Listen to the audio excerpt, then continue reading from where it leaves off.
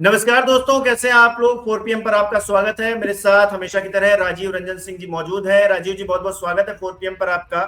राजीव जी, एक बहुत बड़ी बात जो अब तक ट्रंप मंचों पर कह रहे थे, तमाम जगहों पर उन्होंने जिक्र किया, अब वो ऑफिशियली कोर्ट में जाकर ये कह रहे हैं कि ट्रेड डील की वजह से ही सीज फायर हुआ। तो क्या मोदी जी ने एक आतंकवादी देश के साथ में समझौता कर लिया सिर्फ ट्रेड डील के लिए?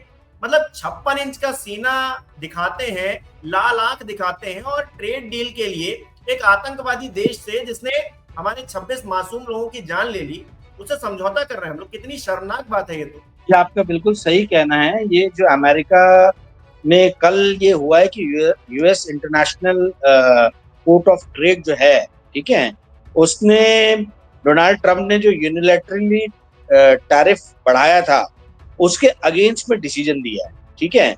और वहां पे वो डिसीजन आने के बाद में ट्रंप के पूरे मंत्रिमंडल में जो है, कैबिनेट में बहुत हलचल है। और वहां के कई मंत्रियों ने इस खासतौर पे जो कॉमर्स सेक्रेटरी हैं, उन्होंने स्टेटमेंट इस बारे में दिया है। और आप सही बोल रहे हैं कि डोनाल्ड ट्रंप ने भी स्टेटमेंट दिया है कि नथिंग कैन स्टॉप मी। तो उनकी गवर्नमेंट जो है वो सुप्रीम कोर्ट में, जो यूएसए का सुप्रीम कोर्ट है, उसमें अपील करने वाली है। और आपने जो ये कहा कि भाई ये जो 56 इंच के सीने की बात करते थे और बोलते थे कि मेरे रगों में जो है अब खून नहीं सिंदूर बहता है, तो इस टाइप की बातें जो है अब समझ में आ रहा है कि भाई जो व्यापार जो है, ट्रेड जो है, वो ब्रेवरी के ऊपर है। यहाँ पे आप अगर वाकई में ट्रेड को तवज्जो दे रहे हो तो भाई आप फिर ऐसी बहकी बहकी बातें क्यों कर रहे हो। आप समझदारों की तरफ बोलो कि हाँ भाई, देश जो है हमारा, भारत देश जो है, इसके लिए व्यापार, इसके लिए ट्रेड बहुत जरूरी है। और जब हमको ट्रेड का, व्यापार का गाजर जो है, कैरेट जब लटकाया गया, तो हमने जो है सीज फायर की घोषणा कर दी। ये बात को आप मान लो यदि ये सही है तो। और यदि ये बात सही नहीं है तो भारत के विदेश मंत्रालय को सख्त से सख्त लहजे और शब्दों में डोनाल्ड ट्रंप और अमेरिका को एक संदेश देने की जरूरत है कि भाई आप इस तरीके के अनर्गल जो बातें कर रहे हैं, एनफ इज एनफ। हमने कम से कम 7 से 8 बार आपकी इस तरीके की बातों को बर्दाश्त किया है, पर आप इस चीज को निरंतर अब जारी ना रखें, क्योंकि इसका असर जो है वो हमारे देश पे पड़ रहा है, हमारी छवि खराब होगी अगर ये बात गलत है। हम देख रहे हैं कि भारत सरकार भी कुछ नहीं बोल रही है, भारत सरकार चुप है।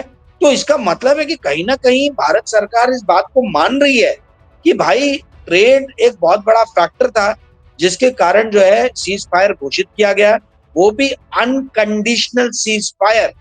ना तो आपने एक भी आतंकवादियों को सौंपने की बात कही, ना तो आपने दाऊद इब्राहिम को लाने की बात कही, ना तो आपने जो नारकोटिक्स का जो अफगानिस्तान के थ्रू पाकिस्तान के ट्रेड रूट होते हुए इंडिया में, पंजाब में जो आता है, उस पर पूरी तरीके से अंकुश लगाने की बात कही। आपने किसी तरीके से कोई भी कंडीशंस रखे नहीं, आपने अनकंडीशनल ट्रेड जो सीज फायर घोषित कर दिया। तो ये क्यों? इतना प्रेम, यदि इतना प्यार आपका शांति के प्रति था, तो आपको पहले, मतलब at the first instant, you should not have attack them. आपको अटैक ही नहीं करना चाहिए था। आपने अटैक किया, अधर में छोड़ दिया, और उसके बाद में सीज फायर की घोषणा कर दी, और कोई कारण भी नहीं बताया, ठोस कारण। सिर्फ ये बोला गया कि डीजीएमओ पाकिस्तान की तरफ से फोन आया, शांति की पेशकश हुई तो हमने मान ली। अरे भाई, ऐसा होता है क्या? 26 लोगों की हत्याएं हुई है इस देश में, 26 भारतीयों की। तो क्या आप ये 26 भारतीयों का वो डीजीएमओ के फोन आ जाने से आप शांति से बैठ जाएंगे? आई मीन, ये पूरी चीज जो है, इसमें बहुत सारी बातें ऐसी है हिमांशु जी, जो उभर कर जनता के सामने नहीं आई है। अमेरिका से छन छन के बातें सामने आ रही हैं, और डोनाल्ड ट्रंप जो बहुत ही बड़बोले नेता है, जिनके पेट में कोई बात पचती नहीं है, वही हर चीजों का खुलासा कर रहे हैं। हमको तो भारत और पाकिस्तान से रिलेटेड बातें अमेरिका के माध्यम से पता चल रही है, डोनाल्ड ट्रंप के माध्यम से पता चल रही है। हमारे देश में तो ब्रेवरी का, साहस का एक शिगुफा छोड़ा जा रहा है कि भाई हमने ये कर दिया, हमने वो कर दिया।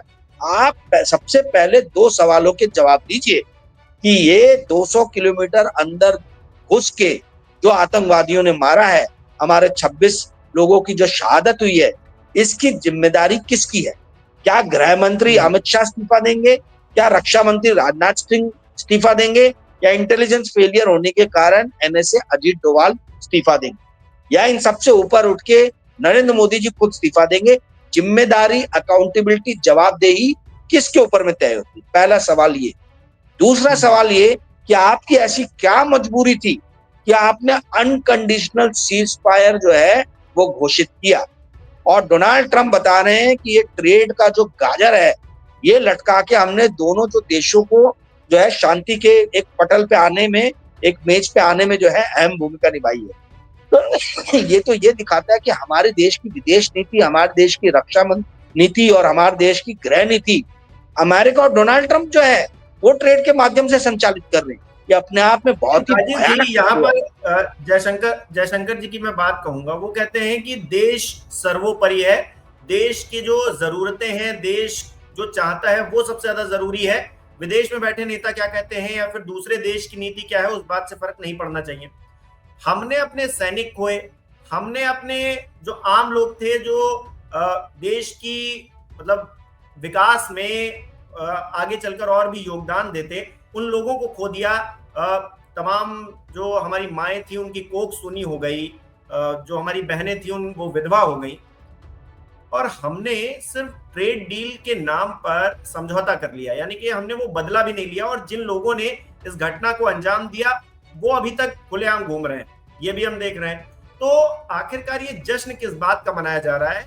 कर्नल सोफिया कुरैशी के परिवार को सामने रखकर उनसे फूल प्रधानमंत्री पर अगर बरसवाए जा रहे हैं तो ये बेशर्मी का नमूना नहीं है तो क्या है? नहीं, आप बिल्कुल सही बोल रहे हैं। इससे पूरा देश फेडअप है। सवाल ये है कि इस देश का इंटेलेक्चुअल क्लास जो है, मुझे समझ में नहीं आ रहा कि ये इंटेलेक्चुअल क्लास खासतौर पे जो मतलब लिखने पढ़ने वाले लोग हैं, जो पूर्व retired foreign affairs foreign secretaries रहे हैं या जो रक्षा डिफेंस सेक्रेटरीज रहे हैं, इन लोगों के मुंह पे क्यों ताले पड़ गए? ये तो पढ़ा लिखा एलिट क्लास था। एक बार को हम ये समझ लें कि भाई आपका मीडिया जो है, सो कॉल्ड मीडिया है, वो गवर्नमेंट का पार्ट हो गया है। गवर्नमेंट के एजेंडा को ही चलाना उसका परम धर्म हो गया है, कर्म हो गया है। उसको पत्रकारिता से कोई मतलब नहीं है। पर ये जो जितने तमाम तरीके के हमारे पुराने राजनीतिक रहे हैं या जो गृह मंत्रालय जिन्होंने संभाला है, बहुत सारे ऐसे सेक्रेटरीज रहे हैं, ये लोग क्यों नहीं कुछ बोल रहे? जो इन लोग के मुंह पे क्यों ताले लग गए? मैं एक भी ऐसे व्यक्ति का किसी भी तरीके का बयान नहीं सुन रहा हूँ, स्टेटमेंट नहीं सुन रहा हूँ जो इन चीजों की अवहेलना कर रहा है। सिर्फ एक जनरल वीपी मलिक थे जिन्होंने सामने से आके बोला कि भाई ये आपने अनकंडीशनल सीजफायर कर दिया तो फायदा क्या हुआ, हमें क्या मिला, हमने क्या खोया इस युद्ध में?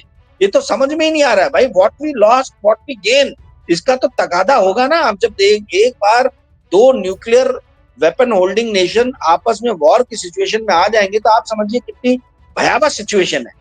तो भाई जब वो भयावह सिचुएशन है तो आप बताओगे तो कि ये सीज फायर क्यों हुआ है और उसके बाद का ये जो जश्न मन रहा है, कर्नल सोफिया जैसे आपने बताया कि उनके फैमिली के लोगों को बुला के जो है ये फूल बरसाने के लिए कहा जा रहा है, ये किस खुशी में हो रहा है?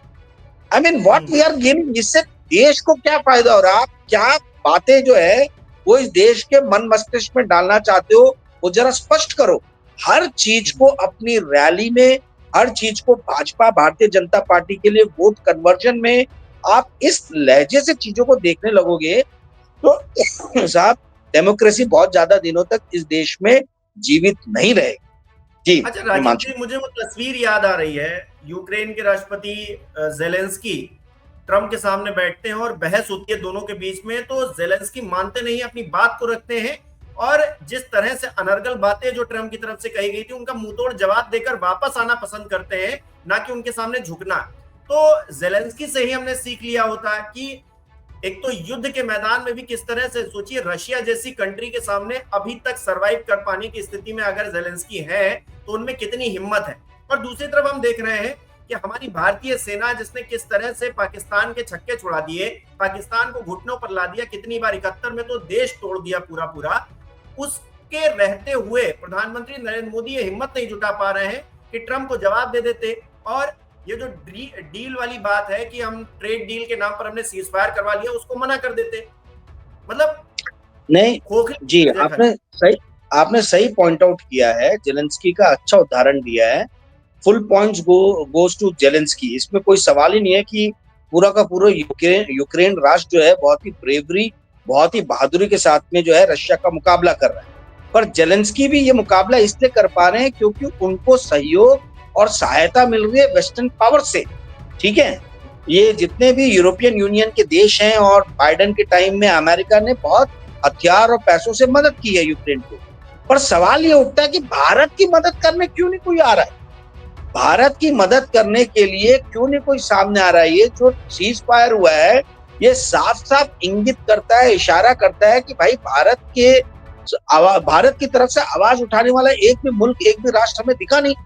चाइना ने खुल के जो है वो पाकिस्तान का साथ दिया, तुर्की खुल के पाकिस्तान के साथ आ गया, आपका अजरबैजान खुल के पाकिस्तान के साथ आ गया, और ट्रंप चाचा जो कि मोदी जी के सबसे प्रिय मित्र माने जाते थे, अमेरिका ने उनके ट्रंप जी के अंडर में ये बोलते हुए ट्रंप साहब सुना कि भाई मेरे लिए तो पाकिस्तान और हिंदुस्तान दोनों के दोनों जो है एक तरीके से दोनों ही बराबर है, प्यारे देश है, महान देश है। Both these nations are great nations. मतलब पाकिस्तान के साथ में भारत को लाके एक उस पे आपने डाल दिया। तो हम किस बात के भी बांटा जा रहा है जी, आईएमएफ से लोन तक बांट दिया गया, बताइए, वो भी एक एग्जैक्टली बिना आईएमएफ के, बिना अमेरिका के सहमति के आईएमएफ एक चवन्नी अठन्नी भी नहीं दे सकता था पाकिस्तान। तो सवाल ये उठता है हिमांशु जी, सवाल सही ये है कि भारत ने कहीं ये सीज फायर जो है वो कहीं इसलिए तो नहीं किया कि भारत की विदेश नीति फेल हो रही है, क्योंकि भारत के हम देख रहे हैं कि किसी भी तरीके से कोई भी अंतर्राष्ट्रीय स्तर पे हमको मदद जो है ये 4 दिन के स्किर्मिश में, कॉन्फ्लिक्ट में हमको मिलता हुआ नजर नहीं आया। और शायद क्या उसी का एक नतीजा है कि भारत ने डेलीगेशंस अपने भेजे हैं। जब विदेश मंत्री फेल हो गए, जब नरेंद्र मोदी जी 150 देशों की, मतलब 150 बाहर यात्राएं विदेशों की कर चुके हैं, वो जब इतनी यात्राएं, इतनी मेहनत करने के बाद भी जब दिख रहा है कि भाई भारत के साथ में कोई समर्थन खुला होके साथ में नहीं आया है, जैसे कि पाकिस्तान के साथ में तुर्की आ गया था या अजरबैजान आ गया था, चाइना आ गया था, तो हम लोग कहीं विदेश नीति में फेल तो नहीं हो रहे। अब आप बोलोगे कि नहीं इजराइल ने तो सपोर्ट किया। अरे इजराइल तो आप ये देखिए कि मुस्लिम कंट्रीज का बिटनोयर है, उसके तो झगड़े चलते रहते हैं।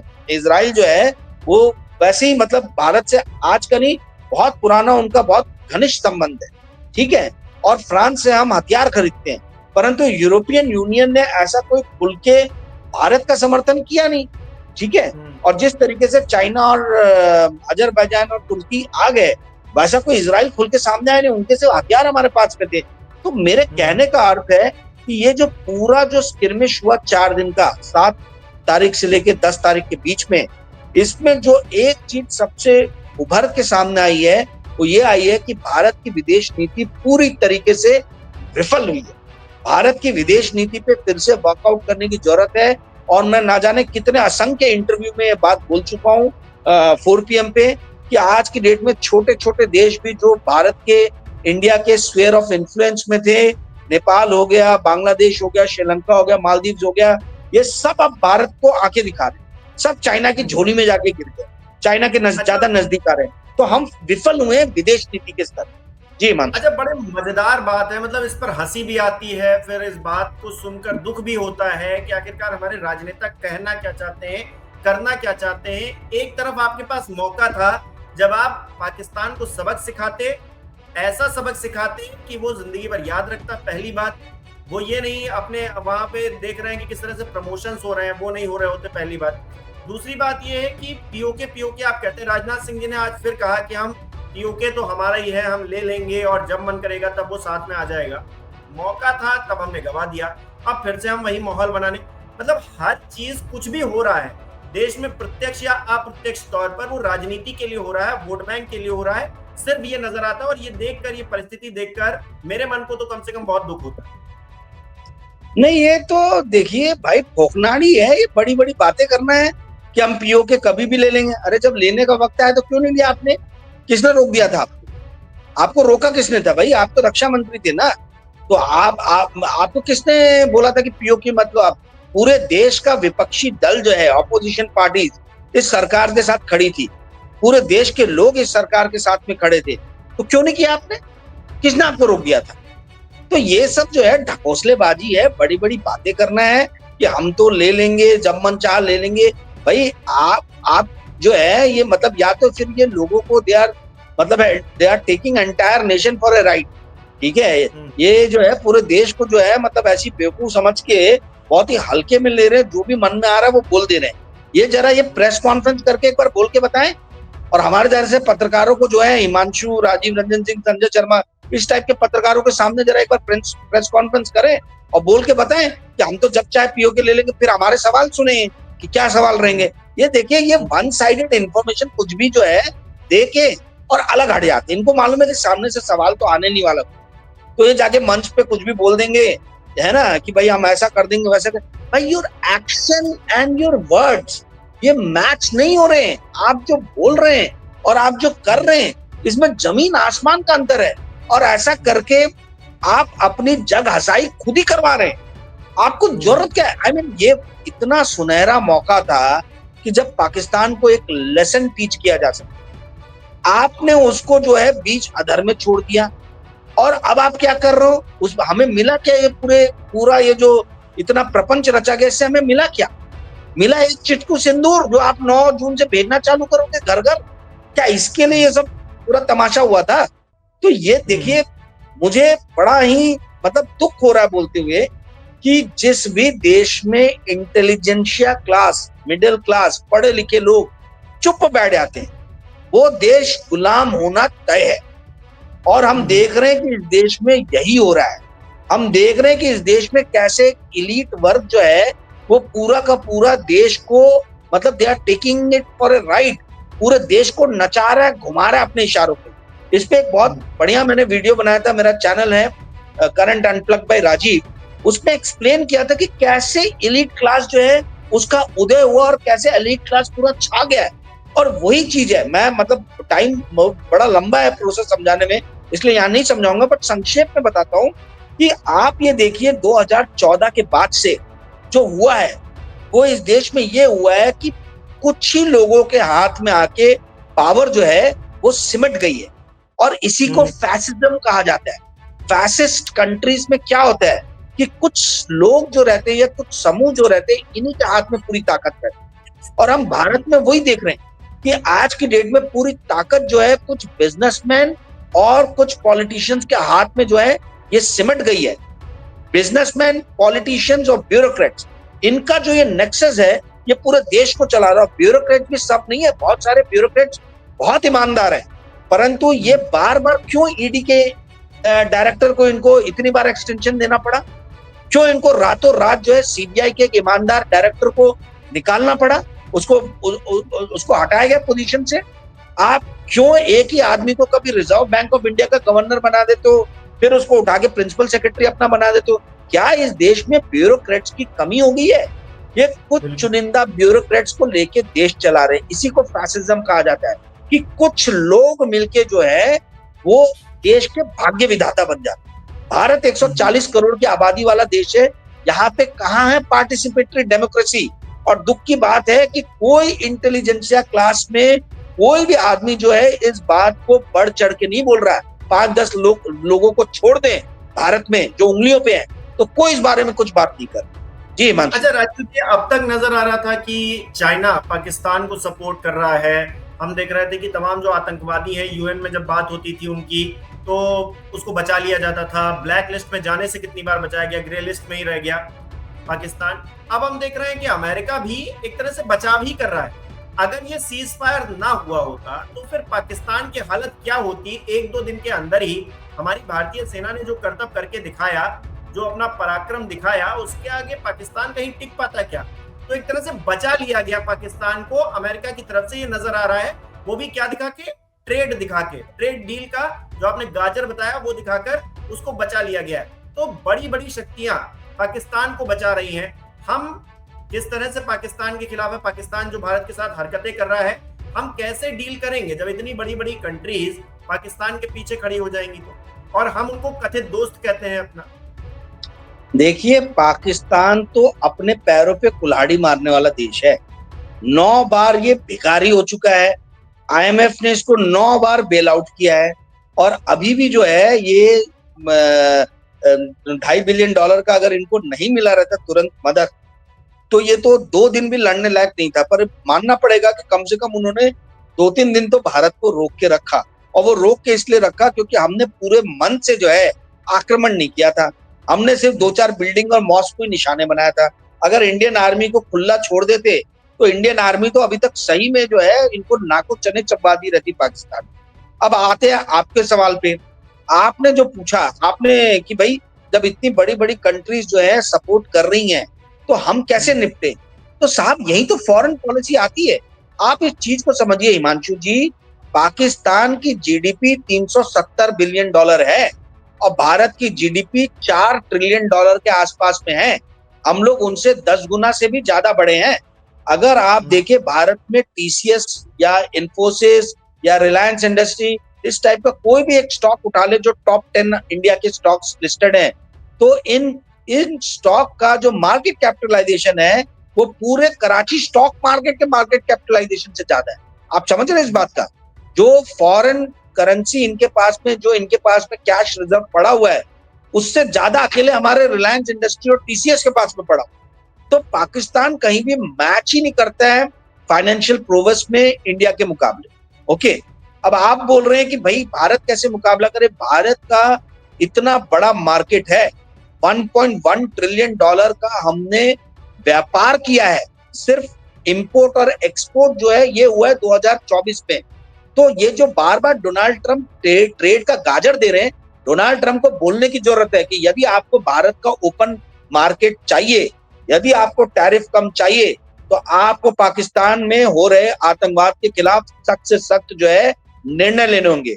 चाइना का माल जो है इंडिया में ऐसी मतलब पूरा का पूरा बम्बार्ड किया जा रहा है। इंडिया की वो कंपनीज को दंडित करना चाहिए जो चाइना के माल को इंडिया में इंपोर्ट करते हैं, उनके ऊपर में हाई टैरिफ लगाना चाहिए। तो क्यों नहीं हो रहा? तो यही है, हम कह रहे हैं ना कि हमारे दोस्त हैं, ट्रम्प साहब हमारे दोस्त हैं, हम उनके लिए तमाम प्रोग्राम्स कर रहे हैं, यहाँ भी कर रहे हैं और अमेरिका में जाकर कर रहे हैं। हम चाइना में जिनपिंग साहब के साथ बैठक भी कर लेते हैं, उनको गुजरात बुलाकर झूला भी झूला लेते हैं, सब कुछ कर लेते हैं। लेकिन हम जो कर रहे हैं उनके लिए, क्या हमको उतना मिल रहा है, वापस मिल रहा है? ऐसा तो नहीं कि सब अपना ही अपना फायदा देख रहे हैं। हम दूसरे के लिए सोचकर अपना टाइम वेस्ट कर रहे हैं और अपना ही नुकसान कर रहे हैं। हमको जो, अब देखिए, जो काम करना था नेतन्याहू को वो तो कर ही रहे हैं ना, उनको कोई रोक पा रहा है क्या? इतनी बड़ी बड़ी कंट्रीज हैं, कोई नेतन्याहू को रोक ले, कोई रोक लेता जाकर। अपने अपने जो लाभ हैं उनको छोड़कर हम दूसरे की बातें अगर सुनेंगे तो फिर यही होगा। और प्रधानमंत्री नरेंद्र मोदी को एक तरह से कहिए धोखा मिल गया है। अब उस धोखे से वो सीख लेते हैं या फिर अपनी पीठ थपथपा रहे हैं जिस तरह से कर रहे हैं। वो तो यही नजर आता है कि वो दिखावे की राजनीति करने की सिवा और कुछ काम करना चाहते नहीं। नहीं, नेतन्याहू जी के साथ में आपने जो कंपैरिजन किया वो गलत कंपैरिजन है, क्योंकि नेतन्याहू जो है वो किसके खिलाफ कार्रवाई कर, फिलिस्तीन जो कि एक राष्ट्र भी नहीं है एक तरीके से देखा जाए, ठीक है, या सीरिया या इस तरह के कमजोर राष्ट्र। पाकिस्तान शक्तिशाली राष्ट्र, न्यूक्लियर वेपन है उसके पास, भले फाइनेंशियली वो कंगाल है, पर वहां की आर्मी जो है वो बहुत ज्यादा सशक्त है और वो लबालब है, ठीक है। वो लोग, उन लोगों, पूरा देश जो है वो सफर करता है पर अपने देश की आर्मी को जो है वो सशक्त रखता है, ठीक है। तो यहाँ पे भारत का जो मुकाबला है वो एक न्यूक्लियर वेपन स्टेट के साथ में है। इजराइल का मुकाबला जो कोई न्यूक्लियर वेपन स्टेट के साथ में नहीं है। उसके आसपास में जितने भी देश हैं वो उनके पास में वैसे हथियार नहीं है जो पाकिस्तान के पास में है। तो इसलिए नेतन्याहू अपने मन की कर लेते हैं। जी, यहाँ पर मेरा सवाल, मेरा कंपैरिजन करने का ये मतलब था कि जो आदमी निर्णय लेता है, जो उसके शब्द होते हैं, जो उसके नहीं, मैं आपकी समझ गया, मैं आपकी बात समझ वो उसकी बात कर रहे हैं। क्योंकि ऐसे देखेंगे तो फिर फिलिस्तीन के समर्थन में भी ऐसी कंट्रीज हैं जो कि न्यूक्लियर पावर्ड है और वो धमकी दे रही हैं, लेकिन वो अपनी बात से डिग नहीं रहे, अपने जो उनको फैसला लिया उस पर काम कर रहे हैं लगातार। तो प्रधानमंत्री नरेंद्र मोदी को कुछ तो सीख लेनी चाहिए कम से कम। नहीं, आप जो बोल रहे हैं मैं आपकी बात समझ गया हूँ, पर ये जो न्यूक्लियर वेपन कंट्रीज जो पैलेस्टाइन का साथ दे रहे, कहाँ आ रहे हैं? यहाँ तक कि ओआईसी जो है, ऑर्गेनाइजेशन ऑफ इस्लामिक कंट्रीज, वो भी खुल के सामने नहीं आ रही है। पाकिस्तान को तो समर्थन कर दिया था। ये जो अभी हमारे साथ ये हुआ था 4 दिन का स्केरमेश कॉन्फ्लिक्ट, उसमें ओआईसी ने तो पूरा का पूरा पाकिस्तान को सपोर्ट किया था, ठीक है। मेरा कहना ये है, आप जो बात बोल रहे हो उसमें कुछ हद तक दम है कि भाई आप जितना मजबूत अपने आप को बताते हो, उसका अगर 10% भी मजबूती आप एक्शंस में दिखा दो, तो किसी भी देश की हिम्मत नहीं होगी कि इस तरीके की बातें करे कि हमने ट्रेड का गाजर लटका के भारत को शांत करा दिया। आप इस बात को समझिए हिमांशु जी कि इंडिया बहुत बड़ा मार्केट है। इंडिया का जीडीपी जो है वो $4 ट्रिलियन का है। कितने वर्ल्ड में मार्केट है जहां पे इतना बड़ा जीडीपी आपको, मतलब इतनी बड़ी जीडीपी वाला कंट्री मिलेगा। ऊपर से जो ये फॉरेन कंट्रीज के लिए एडवांटेज है वो ये है कि इंडिया बहुत सारे प्रोडक्ट्स बनाता ही नहीं है, ये खरीदता है। जैसे डिफेंस हो गया, डिफेंस पे 80% हम इंपोर्ट ही करते हैं जो कुछ भी करना है। तो हम देखें तो आइडियली हम यूरोपियन यूनियन कंट्रीज और अमेरिका के लिए बहुत बड़ा मार्केट है, परंतु ट्रेड हमको अपनी शर्तों पे करना होगा। जैसे डोनाल्ड ट्रंप बोल रहे हैं कि मैं मेरी शर्तों पे ट्रेड करूंगा, ऐसे नरेंद्र मोदी को बोलना होगा कि मैं मेरी शर्तों पे करूंगा। ये क्यों नहीं बोल पा रहे? ये क्यों नहीं? ये कौन से बड़े औद्योगिक घराने हैं जिनका प्रेशर है या जिनके इंटरेस्ट को सेफगार्ड करने के लिए ऐसा काम कर रहे हैं? ये इस बात के ऊपर में देश में बहस होनी चाहिए। इस देश में बहस होनी चाहिए कि भाई यदि हमको चाइना आंखें दिखा रहा है तो हम फिर चाइना के साथ में हमारा ट्रेड क्यों बढ़ते चला जा रहा है? चाइना इनडायरेक्टली पाकिस्तान को सपोर्ट करके हमसे दुश्मनी मोल रहा है, ठीक है। अगर यही काम नेपाल करता तो आप बर्दाश्त करते क्या? तो चाइना कर रहा तो कैसे बर्दाश्त कर? तो आपका इंटरनेशनल ट्रेड चाइना के साथ में क्यों बढ़ रहा है? आप उसके ऊपर में क्यों नहीं बैरियर्स लगा रहे हो? आप उसके ऊपर में क्यों नहीं टैरिफ बढ़ा रहे हो? आप तो टैरिफ बढ़ा सकते हो। चाइना के मालों से इंडिया का मार्केट क्यों हटा हुआ है? और सबसे बड़ा सवाल ये उठता कि नरेंद्र मोदी चाइना का नाम क्यों नहीं लेते? जब बात बोलेंगे कि छोटे छोटे आंखों वाले गणेश की, आप खुल के बोलते क्यों नहीं हो कि इंपोर्ट कहां से आ रहा है? आप बोलो और आप उन कंट्रीज के ऊपर में टैरिफ लगाओ जिन कंट्रीज ने खुल के पाकिस्तान का सपोर्ट किया था ये 4 दिन के कॉन्फ्लिक्ट। जी हिमांशु। बिल्कुल, कथनी और करनी में बहुत बड़ा फर्क नजर आ रहा है, साफ तौर से हर कोई देख रहा है। और अब जवाब तो देना होगा कि आखिरकार ट्रेड के नाम पर एक आतंकवादी देश के साथ में हमने क्यों समझौता कर लिया, क्यों सीज फायर कर लिया, वो भी तीसरे देश के कहने पर। यानी कि ट्रंप का जो कोई लेना देना नहीं था और इस पूरे मामले पर वो घोषणा कर रहे हैं कि सीज फायर हो गया। तो जवाब तो देना पड़ेगा भारतीय जनता पार्टी को, प्रधानमंत्री नरेंद्र मोदी को। राजीव जी, बहुत बहुत धन्यवाद आपका जुड़ने के लिए। हमारे दर्शक कमेंट करके बताएं कि आखिरकार इस विषय पर वो क्या सोचते हैं।